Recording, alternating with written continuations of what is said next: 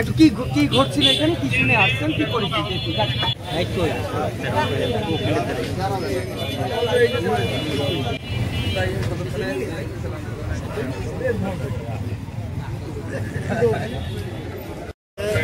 পাঁচ ছজন লোক ধস্তাধস্তি করতেছে এবং তখন এদের ভিতরে চিৎকার করছে এর কাছে পিস্তল আছে, হঠাৎ ফায়ার হয়েছে।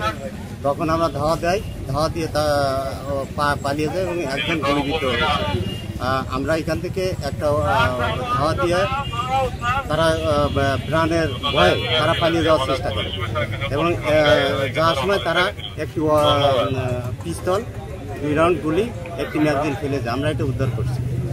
মানে আপাতত এতটুকু, আর তদন্ত করে পরবর্তীতে গুলি কি নিজেদের মধ্যে হয়েছে না এটা এখনো বলা সম্ভব না। আসলে ওরা ধস্তাধস্তি করতেছে নিজেরা। 5-6 জন আর একজন এরকম কিছু, মানে 5-6 জন আসছিল, 2 জনের ভিতরে ধস্তাধস্তি হচ্ছে। আমরা এতটুকু জানতে পারছি।